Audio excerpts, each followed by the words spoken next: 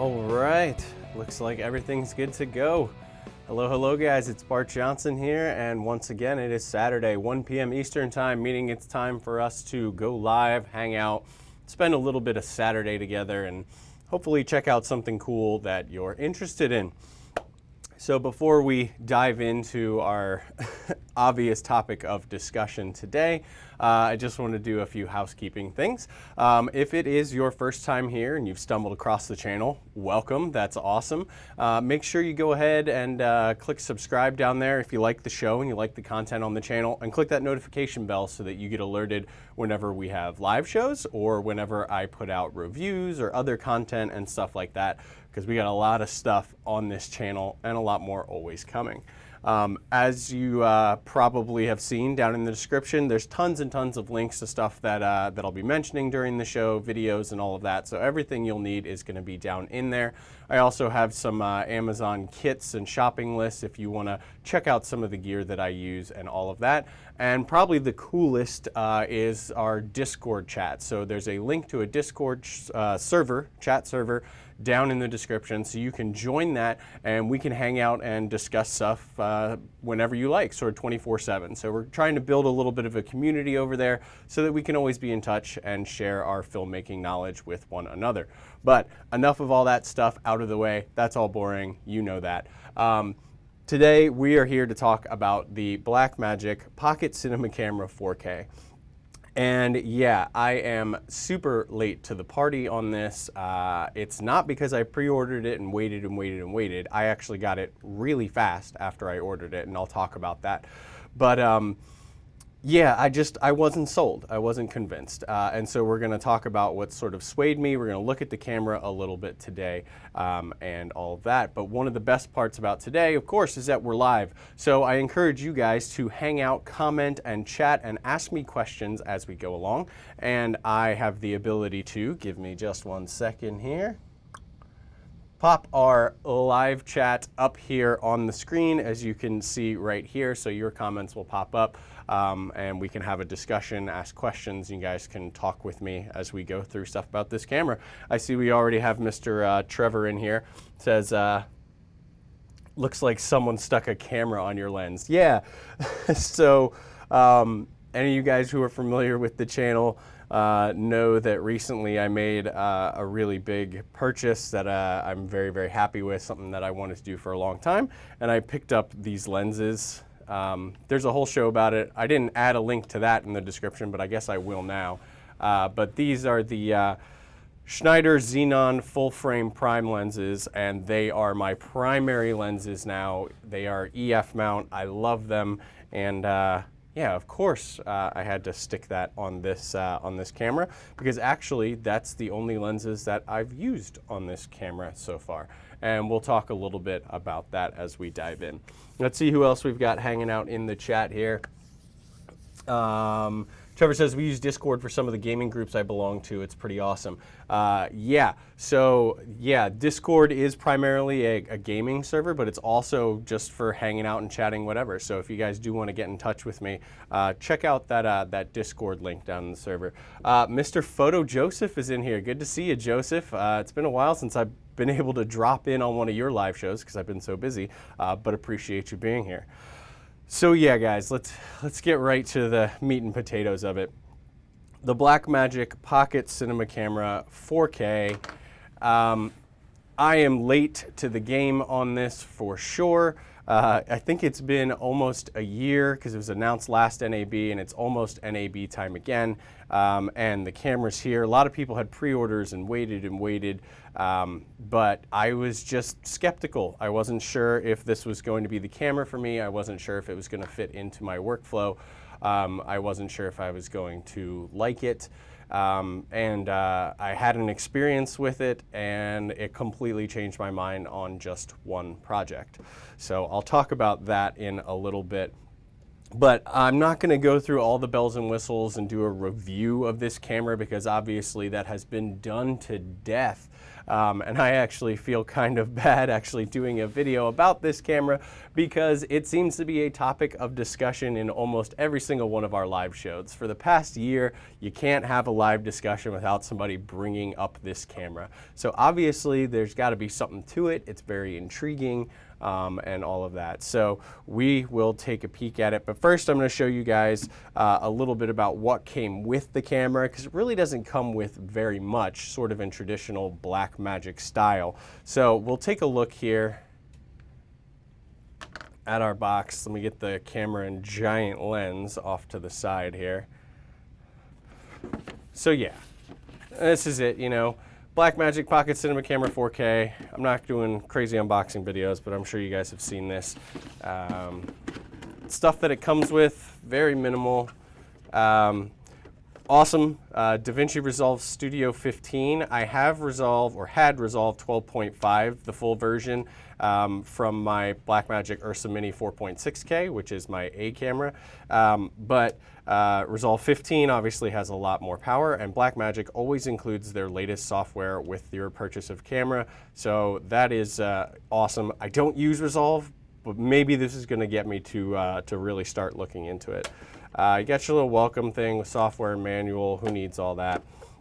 And then this is pretty much it for the accessories. You get a power adapter, which has this little 2-pin connector, and that's power so that you can wall power the camera, because as people know, this camera is very power hungry and the batteries don't last very long. You get all of your little universal adapters here in a little lineup, so you can plug it in anywhere you may be. Let's get that out of the way, that's boring. And then you get an LPE6 battery, because this camera does run on the Canon style LPE6 batteries. I say Canon style because this is not a genuine Canon battery. This is some other knockoff brand, of which there are a ton out there. And I've seen a lot of people saying that even this battery that Blackmagic sends with it won't actually send you accurate percentages to the camera, which is crazy. But authentic Canons do, and I have a ton of those from my 5D Mark III days. So this one probably won't get much use, but I've got plenty of batteries. Let's see if there's anything else hiding in here. Nope, that's where the camera was, but obviously I didn't wait to take it out. Sorry guys. And that's it for the box. Let's get this out of here. Nobody cares about the box. And I'll probably actually never see that box again. I just brought it out and put it back together just for you guys. So I'm going to keep a few of the accessories here off to the side. I've already got my Resolve installed, so I'll set that aside somewhere. But there we go. Let's see if we got any questions in the chat so far. We've got a bunch coming in. Duke Denver Film says, welcome to the Blackmagic Pocket Cinema Camera 4K Club. Well, thank you for having me. I'm glad to be here. And Trevor says, I've owned a lot of cameras for video.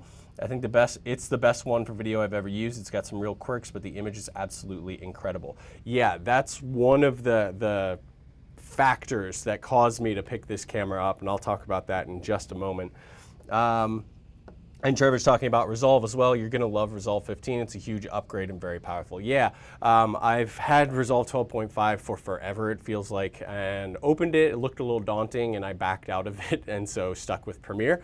But now that I'm going to be shooting Blackmagic RAW, or at least have the ability to shoot Blackmagic RAW on this pocket camera, Resolve might be the way to go, at least for color. I don't know if I'm ready to give up editing on Premiere yet, but I'm stubborn. So I have videos about Blackmagic RAW, about my first impressions of the pocket camera and all that stuff. There are links down below. Like I said, these topics, we have kind of beaten them to death, but you know what? I was excited the camera showed up, and I wanted to share it with you guys. So let's talk a little bit about why I picked up this camera.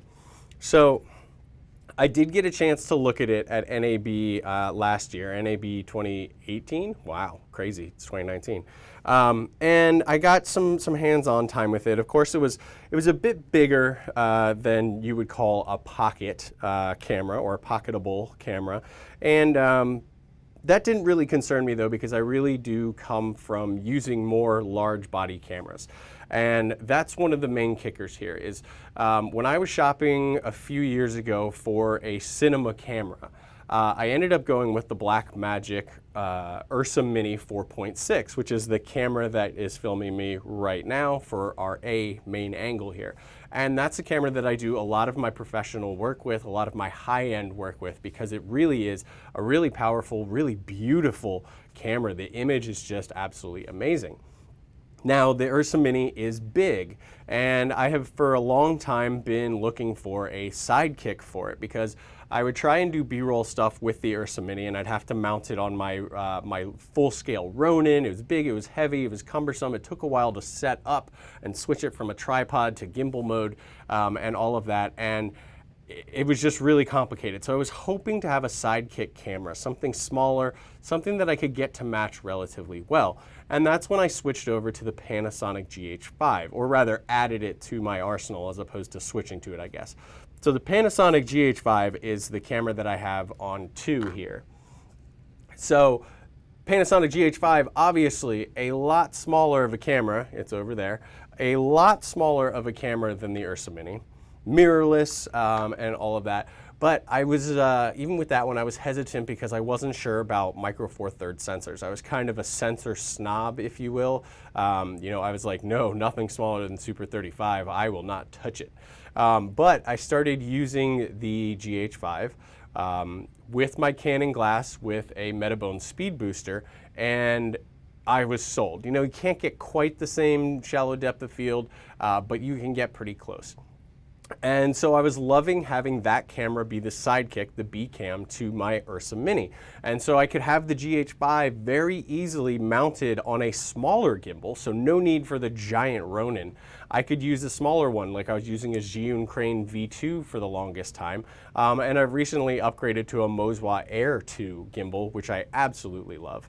But I love being able to shoot interviews and stuff on the Ursa Mini and then not even have to break the camera down, grab the GH5 on the gimbal, run around, get our footage, pack it all up, get to the next location, set up for an interview, blah, blah, blah, blah, blah, because that's the workflow that I'm usually finding myself in.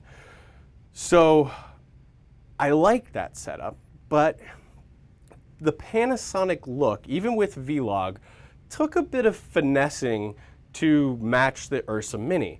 And I was finding that the dynamic range difference and the contrast and color differences were causing me sometimes actually have to sort of, you know, reduce the quality and dynamic range a little bit of my Ursa Mini footage in order to match the GH5.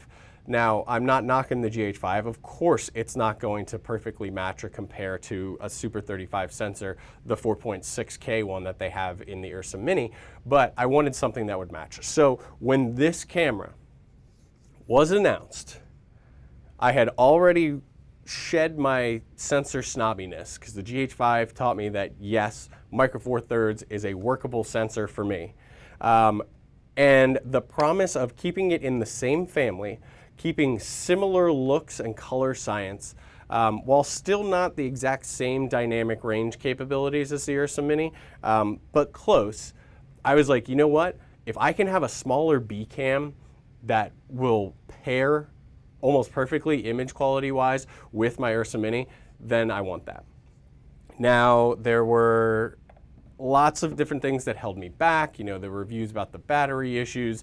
At first, I wasn't convinced that I wanted or that I needed to replace the GH5. I was like, that's just extra money and all of that.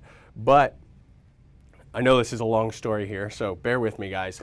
But I had a project recently in Houston, Texas, where we needed 3 cameras. So, of course, my Ursa Mini was coming. Of course, my GH5 was going to be coming. But I needed a 3rd camera. And these were 3 cameras that were going to be running simultaneously. So it's not like I could just swap them in and out, just bring 2. And I really wanted to try out the Blackmagic Pocket Cinema Camera. But of course, this was just a few months ago, and there was no way, after not pre-ordering for months, that if I got into a line that I would get one in time. There was just no way. Luckily, I was able to borrow the camera from a friend who managed to get one. Shout out to you, Blackmagic Tim. I I brought it along, and it was incredible.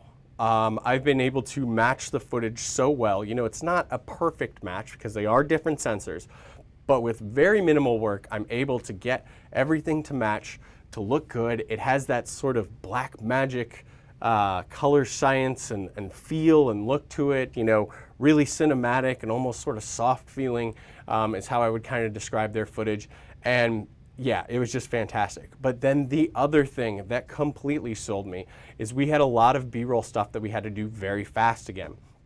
And so on those days, the last time we did a project down there in Texas, similar to this one, I had to bring the big Ronin and I had to throw the Ursa Mini 4.6 on it, and I had to run around in the Texas heat carrying that thing. And I was dying. I don't know if you guys can see, but I'm not a particularly in shape guy. I mean, I'm A-shape, round, but I was dying out there doing that. It was rough. This time I put the Pocket Cinema Camera on the Moswa Air 2, even with these big old Schneider lenses on there, which are probably like 3 times the weight of the camera itself, got it balanced and was able to run around and just fire off shots, shooting in Blackmagic design film look and shooting ProRes 422, and it was just easy. It was cake. I was able to work so much more comfortably, so much more quickly. I was able to focus more on the creative aspects of what I was shooting as opposed to the technical, like, okay, well, how long can I hold this giant gimbal before I have to set it down and end the shot? And yeah, using this on that shoot single-handedly, I was sold. I was like, I want one of these, and I'm gonna go get one. So there's my story, guys. It was one of those things where, yeah, you can read everything on paper, but it's not until you have your hands on it, until it's in your workflow, until you actually use it, that you're gonna see how it works for you. Which is why I super encourage that whenever you get the chance, rent cameras that you're considering buying. You know, you can look at all the specs on paper, but who knows, maybe the thing doesn't fit your hand comfortably. That's gonna be a big issue for you while you're working. So always rent, or do like I did, find an awesome friend who will let you borrow it and check it out, because it sold me in a heartbeat. The moment I got back and opened up that footage, I was on the hunt for one of these cameras. So that was a pretty long talk there, guys. I know you guys are popping in the chat. Let's take a look at the chat. I promise I'm not forgetting about you there, but I wanted to get all that story out there. So let's see what we got. Furworks is here. Good to see you, man. Furworks is a Discord friend from the DSLR Video Shooter Discord. And talking about editing is still a little rough in Resolve compared to Premiere. Yeah, Premiere's been doing nonlinear editing for much longer than Blackmagic. So while they're getting better, and they're getting better really quick, Blackmagic, that is, with DaVinci Resolve, yeah, I don't expect them to be on par yet with Premiere. But that could start a whole war if we start talking Premiere versus Resolve, because good Lord, there are forums for that, and I don't want to touch them with a 10-foot pole. Let's see what we got here. So a little bit more talk about Resolve, and then Duke Denver Film is saying the Ursa Mini and the Pocket are matching well and are fantastic to work with. Yeah, that was the kicker for me. I now have an A camera and a B camera that I can match incredibly well, shot for shot, and I really feel like I have an Ursa Micro. And I say that because when I spoke with Blackmagic at their booth, I got to go behind their booth and get a little hands-on with this camera when it was first announced, and they were even saying that they were playing with the idea of potentially even calling it the Ursa Micro. But, you know, I feel like I can take this, throw it on my gimbal, get my B-roll stuff without the weight of my, my big Ursa Mini, and then I have no problem making them look like it was the same camera. Really, it's fantastic. So let's see what we got here. To be fair, the concept of powering a cinema camera producing raw video with an LPE6 battery is scary. It's amazing you even get an hour. You really need a proper power solution. So yeah, I'm going to talk a little bit about the accessories I've already picked up for this camera, because I picked a few up when I borrowed it from a friend. I keep saying a friend, Blackmagic Tim. Go check him out. He's amazing. And no, he was Blackmagic Tim before he started shooting Blackmagic design stuff, just so you know. I'm putting that out there. He had it first. Well, maybe it didn't come before the company. I don't know. I'd have to do some research. But anyway, I picked up some accessories that I knew were going to make the shoot easier based on complaints that I had heard about the camera. Power being one, knowing that I wanted to get XLR audio into it, and we'll talk about that. So I'll share with you a little bit of my plans about that. But yeah, when it is on the gimbal, I do have to run it on LPE6 batteries, and yeah, they last about 40 minutes or so, and it's a little finicky. But I do see that Firmware, another owner of the Pocket 4K, says that with the latest updates, he hasn't had a problem with the LPE6s. Got a little bit more efficient and reliable with the 6.1 update. So that's good to hear. I haven't done a test. I did not have an updated camera when I shot last time, and they were dying in about 40 minutes. But I do plan on having different power solutions for this, and it's good to hear that they're getting a little bit more efficient with their power draw as they update the firmware. So good on them. And I know they just came out with a firmware update a little bit ago. There's actually a whole show about that firmware update and it adding Blackmagic RAW to this camera, but stripping Cinema DNG and also stripping it from a bunch of their other cameras. But I don't want to get into that whole topic. There is a link in the description down below if you do want to see my thoughts on that situation, if you will. Let's see here. Talking about batteries a little bit. Getting asked, what is the camera update method? Is the cable connected to the computer, download, or whatever? Wish I could see. So yeah, if you go to the Blackmagic Design website and go under support, they actually have it broken down very easily, and there'll be, it updates all their cameras, but it's like Blackmagic Cameras version 6.2. It's a little application. You download it, open it on your computer, and then you use a USB cable to connect the camera to the computer, and it'll recognize it. It'll tell you if there's newer firmware and whatnot, and it'll help you install it right there. It's actually really easy, really straightforward to get it updated, but make sure you update your cameras. There you go. Unless you want to keep Cinema DNG, then don't. But like I said, link in the description. Whole different story. All right. On the new update, the battery life is more about 55 minutes. Okay, so it's not a huge increase, but you know, you're not going to expect it to last like twice as long with a firmware update unless they were really doing a poor job of power management before. But anyway, guys, I've talked about this shoot. I've talked about using the camera. I've talked about the image quality and how I'm absolutely in love with it, and I love that it's very similar to my Ursa Mini. But I want to show you guys some of that footage because I could sit here and talk about it forever, but I need to show you guys. So this camera came just the other day. So I haven't actually shot anything besides like my dogs with my own personal unit. So I haven't shot this particular one yet. I've been so busy that you get this camera and you don't even have a chance to do anything except open it and firmware update it. That's how busy I've been lately, guys. But I want to show you some of the footage from this. So I can't show you a ton of the footage because the projects are, I won't say confidential, but they're under wraps until they're completely finished. But I have a few clips that should be safe to show you that were all shot on the Pocket 4K. So I'm going to tee those up right here. Let's see here. You're going to get a little bit of my computer screen here for just a second, guys. Oh, craziness. All right. So here we go. You guys should be able to see that there. So what I've done is I've put together just a quick little reel here of some of the clips. None of this stuff has been super edited. What I did was I threw on some quick color grades with some LUTs that I found. I'm going to show you guys what we got. So this is all on the Pocket 4K, shooting with those Schneider lenses with a 0.71 speed booster, blah, blah, blah, blah, blah. But here we go. So let's watch this. They're all in slow-mo, shot 4K. And so there you go. That's the first. Get out of there.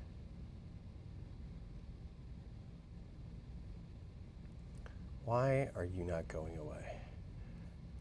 Usually that goes away. It's just being a pain in the butt. So here, let me bring it back and show you guys here. So let's start again. Live. So ungraded, that's the Blackmagic film look, and then this one was graded with Tom Antos's Blackmagic 4K LUT that he just released. Great little LUT pack. Link in the description down below, guys. Check that out. This is using a LUT from Daniel Peters. He has a set of a few of them. His are not free, but they're super cheap. Also a link down in the description, so make sure you go check those out. Here we go, back to the Tom Antos one. This was fun. I was crammed in the back of a Jeep shooting with the Moswa Air 2. But it worked. We got some pretty cool stuff. Here you go. This is some hero shots out in front of a courthouse. Again, Daniel Peters LUT. But I mean, just look at that look. Look at the highlight fall off. This is a little bit more of a contrasty and saturated LUT. So I'm just playing with different looks here. This one's a lot more desaturated and subtle. There's another one. I think we just, oh yeah, this is a different, I kind of like that LUT as a starting point. There's the Houston skyline, guys. Back to Daniel Peters LUT there. I've been checking out a lot of his. I really like him. And this was awesome. Sunset rooftop shots. And look at how it holds the highlight fall off, the brightness, the shadows. And here's my buddy Jay doing a fun bottled water commercial. So we were just kind of messing around up on the roof. Oh yeah. So I think that's about it. Yeah, so just a few clips that I really quickly put together just to show you guys, you know, I was shooting flat, I was able to move so quick, and just, I mean, like here, I mean, you just look at the fall off on the skin tones and everything. It was actually pretty bright. And it holds it so well. What I was really impressed with is as we were coming through here, I didn't have to do any real exposure changes, and it was able to hold the shadows, and as it comes into the sun. And I mean, you can't go wrong with sunset shots, you know. And just one more time, because it was funny. Here's Jay, enjoying his bottled water. All right, anyway, enough of that. Let's get back to our main here. There we go. All right, so those are just some quick looks. I mean, we shot interviews with this that I'm going to be matching to the Ursa Mini footage. Shot tons of other B-roll in other locations, but like I said, I can't share a ton of the footage with you guys, but those clips were safe to share. So they might not be the most spectacular or anything like that, but the ease of use and the quality of the footage we were able to capture is what blew me away and had me thinking, you know what, I got to get my hands on one of these cameras. So let's take a peek at the chat real quick here.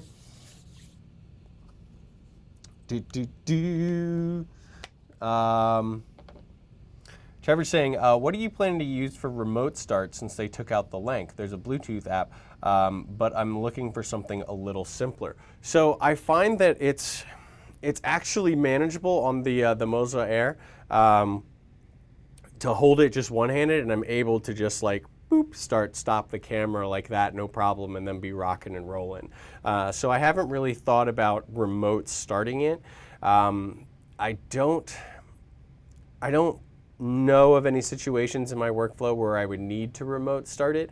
I use the Lank remote start for the Ursa Mini because that, yeah, both my hands are occupied holding the larger Ronin, so I have to be able to just with my thumb tap a button and get it started. So I do have a wireless Lank system that'll trigger that for me.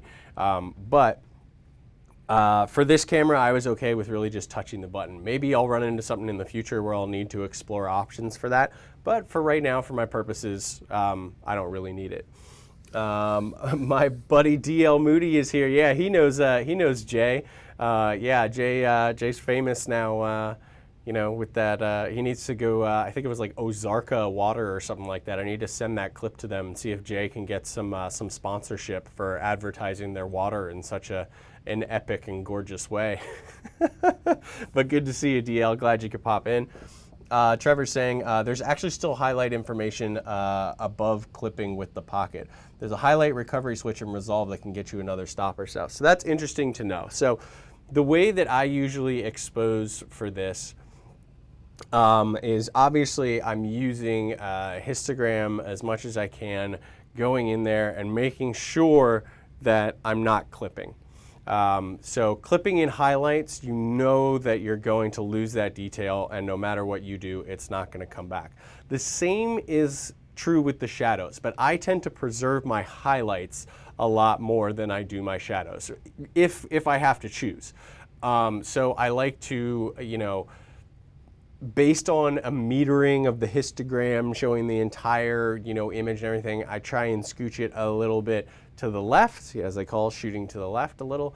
I like to do that so that I can make sure that when I start grading, that my highlights aren't just gone. So I do try and save them there. But that's interesting that you say in Resolve there is something to actually pull that back. And I was shooting in ProRes.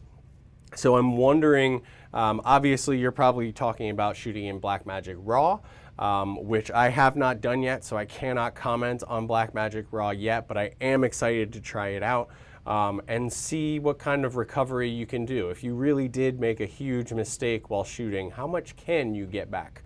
So I'm looking forward to checking that out down the road, but like I said, haven't had a chance to shoot anything other than my dogs with this camera as of yet. And it's not great footage, it's just me chasing him around and playing with the focus and stuff. So let's see here. Trevor says, by remote, I mean away from the camera. In the past, I've always put start-stop buttons on the handles of the rig. Yeah, so yeah, I know what you meant by being away from the camera, but I'm finding that in my workflow, at least my planned workflow and uses for this camera, that I'm not away from it.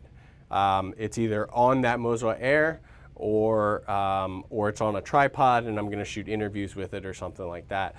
So it hasn't come up yet, but that's very interesting. And let me show you guys, this is a good time to kind of take a peek at the camera here. So what Trevor's mentioning and talking about, here we go, is yeah, there are all these ports here on the side, you know, for power in, for that XLR mini audio, HDMI out, microphone, and headphones. You know, they're all, sorry, I think I covered that with my hand.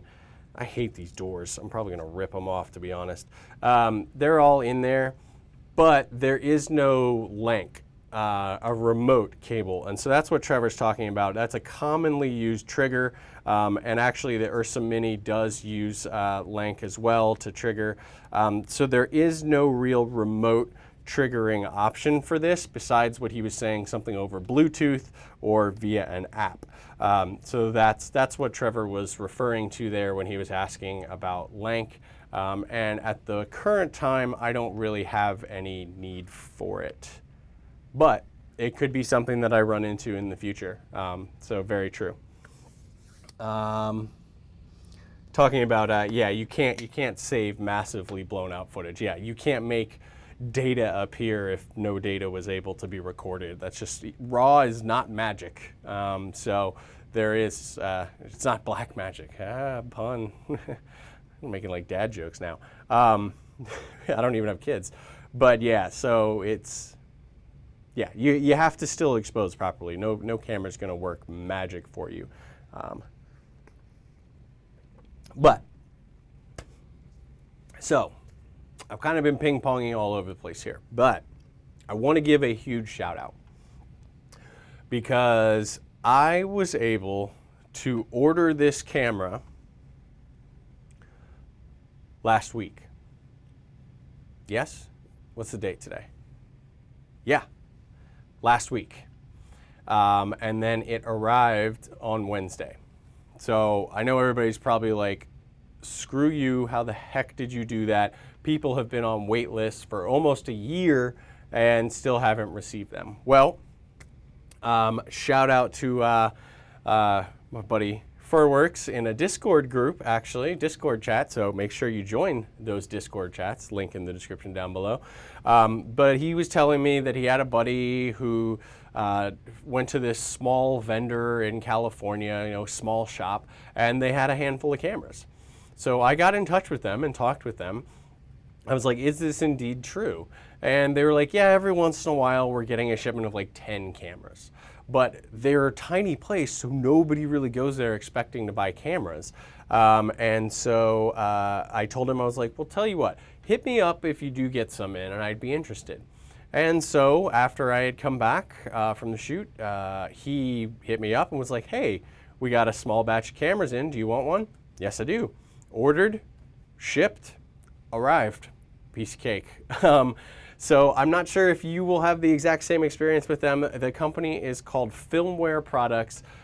There is a link in the description down below. It looks like they actually have a thing on their website now where you can get on a wait list. So I don't know how long it's going to be because obviously they don't get a lot of cameras frequently. You know, they're not a huge camera retailer. They're just getting small bits. But it's worth going ahead and checking it out and emailing the guy over there. His name was Hendrik. He was amazing. And helped me out and got this camera into my hands like no fuss at all. It was amazing. So my experience obviously very different from most people's experiences pre-ordering and waiting for this camera. Yeah, I can't thank Firmware Products enough for making this so easy to get my hands on. Let's see what we've got here. Trevor's talking about these ports, these doors. He's saying that they are removable. Yeah, I don't know that they're particularly designed to be removable, Trevor. But the way they are designed is that if you flip them out, you see they just have this little rubber. It's a single rubber like piece that goes down and sticks into a hole, and there's like a little barb at the end of that hole, or at the end of that little piece of rubber that kind of holds it in there. And so yeah, you can just kind of yank them out. They don't break, you know, because they're rubber. But I have found, because they've come out just because I've pulled them while I was working with it, pulled it out a little bit too far. I do find that if you want to put them back, it's a huge pain in the butt. You got to get like a tiny like screwdriver or something that you can kind of coax the barb through the hole so that it'll pop back into place. But I may just eliminate these completely for my purposes. The camera's not like weather sealed or anything anyway, so you know, I don't really need to protect these covers here. They are all recessed inside. So let me switch our camera to 2. So they are all recessed in here. You know, it's not like the connectors are going to be banging against anything. But yeah, it's not rainproof. It's not dustproof or anything like that. It has wide open vents up here at the top. So these aren't particularly necessary. So my personal opinion, I might ditch these guys, especially if I'm going to have a ton of things connected into it. And see, this one's already being a pain in the butt to get in there. Quirks, man, quirks. Every camera's going to have them, and these are some of the ones of this one. Trevor is saying, my delivery time was 4 weeks from Adorama. Wow, that's really good from a large retailer. Ordered at the beginning of December, and delivery was beginning January. I don't mention it because it's a sensitive topic. Yeah, I was wondering how much hate mail I'm going to get, and, well, hate comments. Who has mail anymore? About me getting this thing a week after I ordered it. But do some research. Find a friend of a friend who knows a guy who has a connection, who has a shop. And then that's, you know, that's how I got mine. So that's what we got going on. So I mentioned, and we were just looking at all those ports, so I want to show you some of the accessories that I picked up to go along with this camera. I bought the accessories prior to purchasing the camera because I knew I was going to need them for the camera that I borrowed, but they are essential to working with this camera. So let's go to our top down here. So we got our camera. Okay, so power. Everybody complains about power, about the battery, and everybody's trying to figure out different power solutions for this. So I went ahead and picked up a D-tap to 2 pins. So this is specifically for the Blackmagic camera. This one is coiled, so I kind of like that. You know, you can make it longer or shorter depending on where you mount your battery. I don't have a plan for mounting that yet, but just in case. And then this connects right into the 12-volt power port on the side. This one is, I believe, from Core SWX. I have a link in the description down below, so you guys can go ahead and pick up this cable if you want. Wasn't super expensive, but it's gonna make your life a lot easier if you need to run this camera on battery for a long time. So that was one I picked up. The other thing I picked up is because this camera was going to be shooting some interviews while the Ursa Mini and the GH5 were shooting interviews in other rooms. So I needed to get audio into this. And it does have that XLR Mini for audio in. So it's not full-size XLR. So you need an adapter. So Blackmagic sells a set. It's actually 2 of these. I don't know why you need 2. But they are a full-size XLR to XLR Mini, and this allows you to connect any pro microphone that you need and connect it in there, and there you go. So it came with 1, 2. I don't know why you need 2, but there's a link to them down in the description below as well, so if you do want to pick those up, I highly recommend it, unless you're going to be solely recording audio to a separate recorder or something like that. But I do like to send at least nice, even if it's just reference sound, nice pro level reference sound into the camera. Even if it doesn't get used, I like to use that. And this actually just came literally minutes before we started the show. This is a wooden camera cold shoe adapter here. And I wanted to make sure I went and grabbed the delivery off of the steps because this is important. Obviously, if you want to put a microphone or something on this camera, there's no shoe. There's just a 1/4-20 up here. There's a 1/4-20 on the bottom as well, to which I have one of my standard plates that all of my gear uses there. But, you know, I'm not really a cage guy. So I don't think I'm going to put a cage on this, but I at least want the ability to attach something to this thread up here at the top. So I like these wooden camera ones. You know, it's probably way too expensive for what it is. It's just a piece of metal with a little screw to attach it and another teeny screw that acts as a stopper for when you slide stuff in. But we're going to go ahead right now. Look at this, guys, live assembly. This is not, it didn't come with an Allen key. Come on, wooden camera. I think this thing costs like 25 bucks, if I'm being honest. And you can't send an Allen key with it. Luckily, I keep all my Allen keys and I have a giant little bin full of them. But found one that fit. Let's just go ahead and thread this guy on. And there is metal beneath this, so the 1/4-20 is not embedded in this polycarbonate. A lot of people say this camera is plastic. It's not. It is a carbon fiber polycarbonate. So it feels like plastic, but it is. It should be more rigid and more durable and less breakable than plastic. It is super lightweight, and it does have that kind of sound. So a lot of people are under the impression that it's plastic, but I have been told and was told by them at the show last year that it is not. I actually held this camera when it was actually all made of metal, and it concerned me because it was a bit hefty. The polycarbonate really has cut out a ton of weight. But the reason I was saying that is that there is metal that this is set into, so you don't have to be afraid of like stripping the 1/4-20 threading out of it or anything like that. It is actually embedded pretty good. Here's the tricky part, is lining this up. Why did I decide to do this live? Could have waited until after the show or put it on before the show, but no. And snug it up. There we go. So now, simple as that, I have a shoe on top here and I can add stuff. So there we go. You know, little modification. The camera's not perfect right out of the box, which is kind of common from Blackmagic. You know, they are still, in the grand scheme of things, relatively new at making cameras, and so it's not necessarily perfect. And you know, they're getting much better at ergonomics. They're getting much better at, you know, the shape of the camera, where the buttons are, and all that kind of stuff. But they're still learning.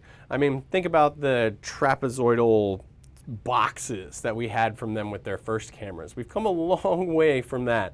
So, you know, they're getting better. We've got grips, we've got buttons, we've got something that looks more like a camera. But, you know, we're missing a shoe, we're missing a flippy screen, we're missing all the, you know, all these things that would be in our ideal camera. But this thing is pretty freaking amazing. And we haven't even talked about the price, because this has been talked about so much, but $1,300 to shoot every flavor of ProRes and to shoot Blackmagic RAW, and with the quality of the color science and everything, that's just, I mean, yeah, it's pretty incredible. But you guys already know that. So let's take a peek at our chat here. Oh, Furworks is telling me the 2-cable set is for the Blackmagic Video Assist, which has 2 mini XLR inputs. That makes sense. So that's why it comes with 2 cables, because I guess this is a pack that was put out there when they started using XLR Mini for the Video Assist, and now it's just something that you can pick up and use for the Pocket 4K, because it uses that same connection. Thanks, that's awesome to know. And it never hurts to have 2. I mean, cable goes bad, you're getting funky audio. You know, you want to be able to figure out what's going on. You want to have a spare, you know, ditch one, be like, all right, maybe the cable's bad, pull out the next one, and hopefully it fixes your problem. So never hurts, you know, and it wasn't too expensive to pick those up. There's a link to them at B&H down below. I forget how much they were, but yeah. Let's take a peek. Furworks is saying, I ordered mine on the day it was announced at NAB, April 9th. And it was delivered from Adorama October 13th. A little bit of a wait. Yeah, so a lot of people are experiencing waits and stuff like that. It's a really popular camera, and for good reason. I mean, what it does and everything. And like I said, I was impressed by it. I was impressed by it when I saw it, when I got to hold it, when I got to check it out, and when I started seeing the footage coming from it. But what I wasn't yet was convinced that I needed to integrate it into my workflow. I wasn't convinced that I needed to sort of push the GH5 aside a little bit and let this guy maybe slide into that role, because I had all the cameras that I needed. It really was the necessity of needing 3 simultaneous running cameras on that project that even got me to get one of these in my hands. And then after utilizing it and seeing what it could do for me in my workflow on a Mozo AR2 gimbal, shooting interviews, getting XLR audio, that, you know, the actual experience is what sold me on it more than any of the specs and reviews or anything like that. So it was the experience of using it that I wanted to have that experience again. And now, luckily, I'm going to be able to. So hopefully I'll have some cool footage coming for you guys. You know, this camera may be sliding into the B-cam spot on the show, too. So Mr. GH5 there, this guy might be coming for you. Or maybe I'll integrate another camera into the show. I do have a slider over there that currently doesn't have a camera on it, because usually the GH5 goes on either the tripod or the slider. So maybe this guy makes its way over to there. So who knows? It'll be interesting to see how I work it into it. All right, let's see here. So Duke Denver Film is saying a cage. He has a cage from Small Rig, and you're really happy with it so far. Yeah. So I've just, personal preference-wise, never been a camera cage guy. I also don't like super rigging out stuff. I like to keep it as minimal as possible. My GH5, I don't have a cage for it, and I don't think I'm going to be getting one for this, but I do see the appeal of it, especially adding all of those mounting points, adding cold shoes, and all of that, I can see the appeal of a cage for it, and I have heard good things about the small rig. I do love small rig. They make amazing stuff. I have a lot of small rig bits and bobs all over the place, yeah, so I'm glad to hear that you're liking that. And if the cage route works for you, it works for you. One of the other reasons I don't want a cage is because this camera's already a little wide to mount onto my Moswa Air 2 gimbal. So I have to do a little offset plate to get it to sit in there.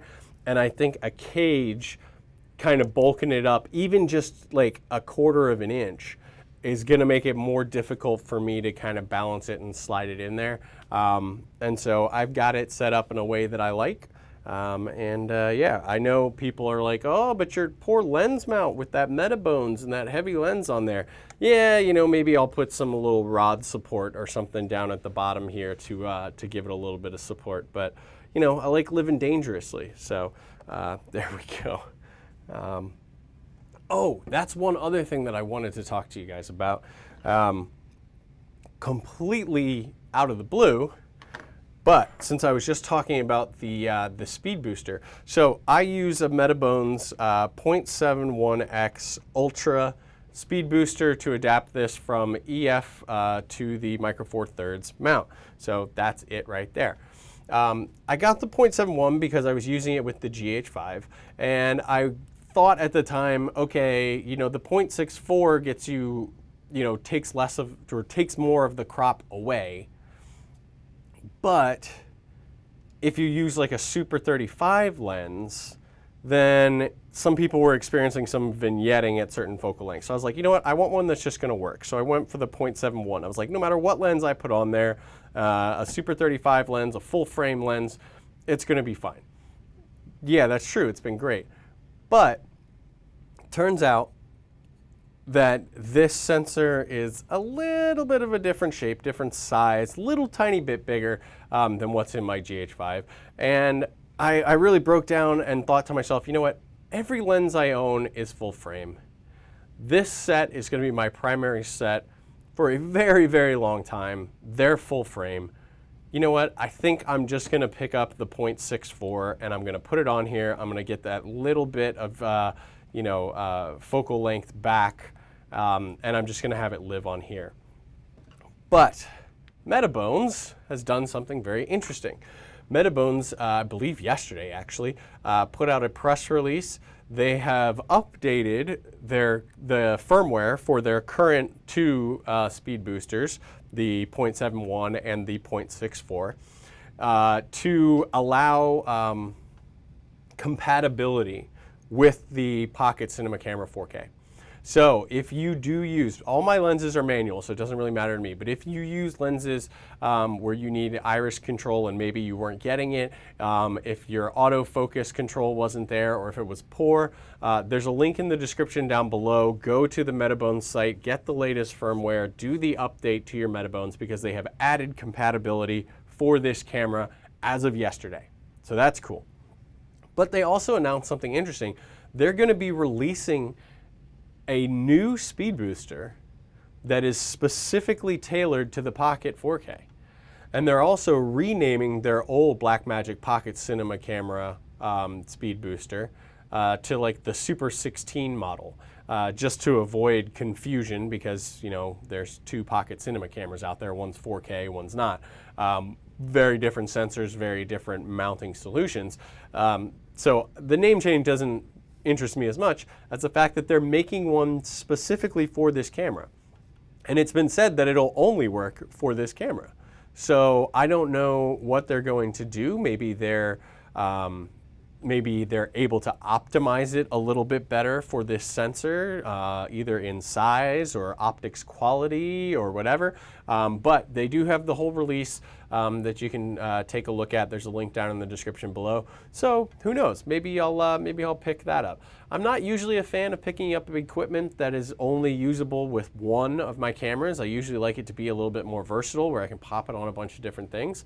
But depending on what the tweaks are, who knows? Maybe I'll pick that up. But I thought that was really interesting from MetaBones.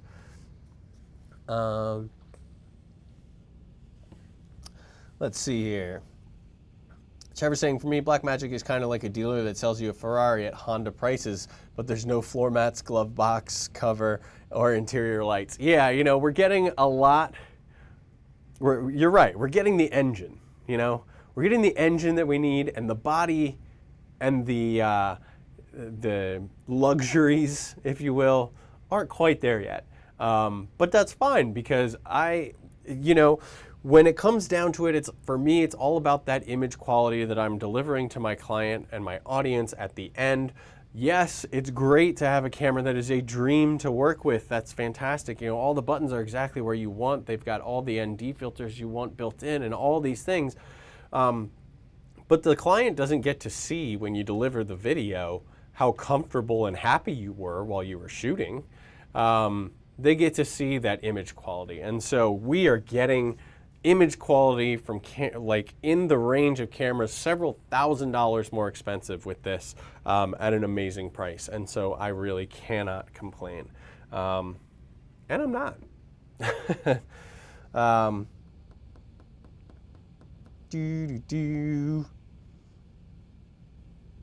C. Craig is saying, how are you going to handle power beyond the Canon batteries without a cage? I would do a rod system, is what I would do. So I have some small plates that take rods. So let me see if I can show you here. So I have some small plates, not this one, but you know, just a little chunk that kind of goes on the bottom that you can thread rods through. And so the rods would probably go up to the front to provide a little bit of lens support, but then I could also extend the rods back, and I could mount something with a V-mount battery behind it. I've seen a lot of people do rigs like that. So that would be me avoiding a cage. Because even with a cage, I'd probably still have to extend some rods off of it. And so I could have that be a completely separate standalone piece that I could even put the quick release for this on, and then I could just be like, oh, I need this, put it in and click the camera on and plug in the power and running off a V-mount. But then I could click, take the camera off, put it on my gimbal bear, and go for it. So that's my thought process anyway. You know, it may or may not work out, but that is my thought process at the moment for how to work with it.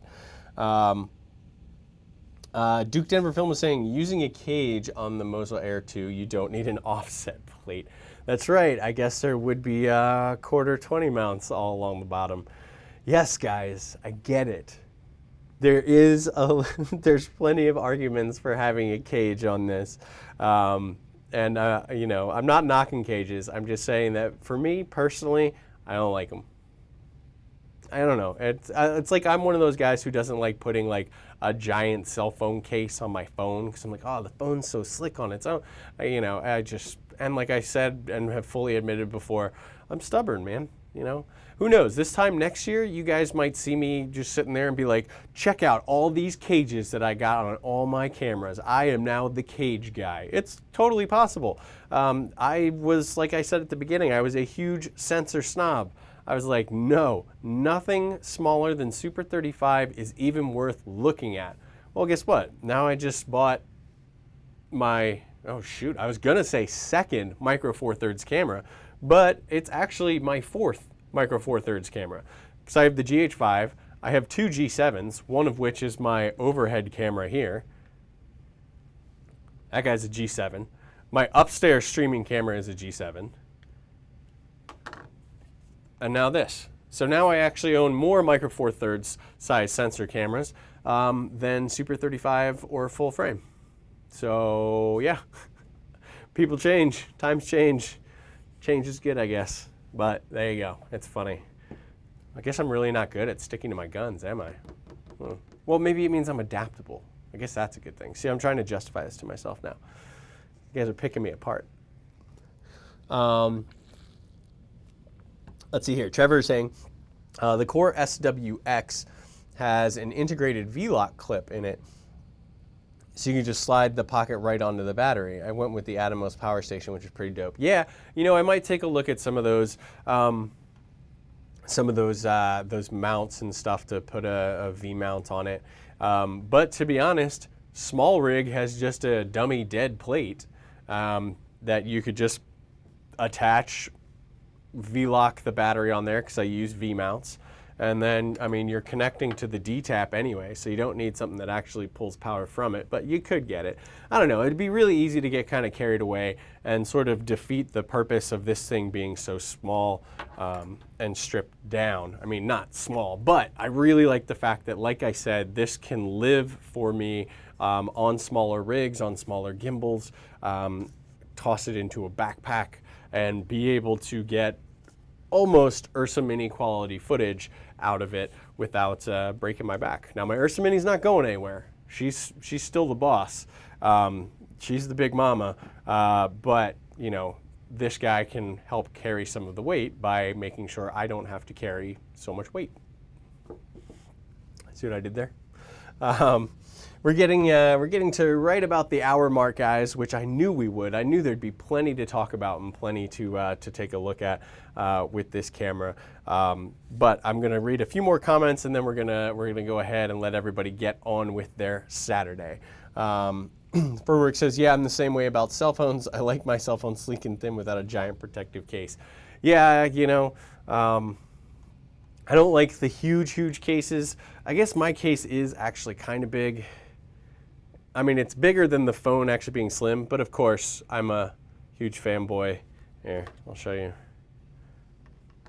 It's a Pelican case. Of course it's a Pelican case. Gotta love Pelican. But anyway, there we go. Oh, and speaking of Pelican, what I'm gonna be doing immediately after this is what came in the mail also just before the show. I am addicted to cases and kits and putting everything together so that everything's just in a box and I can grab it and go. And I got a case that I'm going to use for this camera. So this is a Pelican 1400 case. Let me get this camera out of the way, set her down gentle. But I think this is going to be what I'm going to have it live in with its accessories. And so I have, I got the ones with the Trek Pack dividers, so I got to cut these and lay them out the way that I want. So I'm not going to have it with the lens on because obviously this takes the whole thing, but the lenses travel in a separate case. But as you can see, this has the width to easily hold the camera in place, so you know I can lay in some dividers and make some pockets for its accessories and all that, so that at least the camera and all of this other support junk can get organized in there. Back to one. I think my remote battery's dying. Come on, man. I'm trying to end the show here and you're not gonna switch? There it goes. It's always right at the end, man. But yeah, so I think I'm gonna get this all rigged up and put it together. I did the same for my GH5 kit, Pelican 1400, pretty affordable, pretty cool. Let me set that down. Oh, camera's still in it. We need you back here so we can say goodbye to you. All right, so last bit before we close out. Oh goodness, something I completely went over. Trevor's saying, what are your plans for recording media since Blackmagic RAW basically just upended the need for high-end solutions like CFast or even external SSDs to some degree? Thank you for bringing that up because I would have left without even addressing that. So I am in a unique position, well, maybe not a super unique position. A lot of people who look at the Blackmagic Pocket Cinema Camera look at it because it's their first foray into this world of ProRes and RAW and now Blackmagic RAW, and they're coming from smaller camera systems. Maybe they're just, you know, they're trying to build their way up, and so they are stepping up to it because it has such an attractive price point. But then they kind of get deterred a little bit because then they find out that there are some other costs involved that can raise the overall price of making it a functioning camera system. Same was true with the Ursa Mini. So the Ursa Mini came in at an amazing price, about $5,000 to $6,000. It was like, it's too good to be true. But then you had to get pro batteries like V mounts or gold mounts to run it. You had to also, with my camera, the 4.6K, you only had the option of CFast 2.0 media, which was insanely expensive and is still insanely expensive, but less insanely expensive than it was. But anyway, so a lot of people get a little bit deterred by that. So now that you have Blackmagic Raw, which is able to get this amazing quality into much smaller, data rates and file sizes, and is able to record to SD cards and all that, that's awesome. I'm so happy that it's opening this up and making it available to people without them having to break their banks trying to buy these faster cards like CFast. Two CFast 256 gig cards cost more than this camera, like 2 media cards. That's crazy. So yeah, it is what it is. But the fact of the matter is, I was forced into CFast long ago. So I have plenty of CFast media that I use, so I plan on recording strictly to CFast. I don't want to deal with rigging a little SSD. I don't want to worry about having an SD card in there that might not be fast enough for the format that I'm choosing to shoot. I know that my CFast media is going to cover it, so I'm going to stick with CFast. So let me show you guys here. Again, Pelican case all over the place, but I have one card in the camera right now, which is a 256. But before Lexar disappeared, I have a 128 in there. Before Lexar disappeared, I got two 128s, a 256, and these are awesome. These are from Angelbird. This is a 256 and 256 match pack. So they came paired together. They were tested together, all that. Angelbird makes great stuff. A little bit actually more affordable too, which was kind of nice. But fact of the matter is, I have plenty of CFast media, which is not the case for everybody, but it's something that I invested in previously, so I don't have to worry about it now. And hopefully CFast continues to be the standard for a few years, because I got a lot of money wrapped up in this little case, more than I'd like to admit. But anyway, but yeah, people are talking about the Samsung T5 SSDs working well. And you can store tons of video. Yeah, if you shell out the money to get like a 1 or 2 terabyte of those, you do not have to worry about media. Trevor is saying I'm using T5s it records every format except 4K, 60 frames per second raw, I think. So that's interesting. And that's what I want to avoid, because I know CFast works for all the formats that the camera's capable of. I like when I buy media, I even did it for the GH5, to buy media that covers every single format. I don't want to accidentally run into an issue where I thought my media was fast enough and I need to switch to 60 frames per second for this shot or something, then the media conks out and says, oh, I can't handle the data rate. So I always sort of purchase on the high end to cover absolutely everything, so I know that no matter what card I shove into that camera, I can pick any of the options that I want and roll to it and call it a day. So not the most affordable solution, and not for everybody, obviously, but as a pro where I'm on paid gigs and stuff like that, and the gigs can actually pay for purchases like this, it makes sense. So it makes sense for me, makes sense for my finances, makes sense for my company, and makes sense for my workflow. So, if it's for you, if you find yourself in that same boat, CFast, baby. But pretty much every photo you're going to see out there is with this camera with some sort of cage, usually from Small Rig, and a T5 SSD nestled right here, plugged into it, which is an amazing feature, and I wholeheartedly endorse it. It's just that I'm already set up.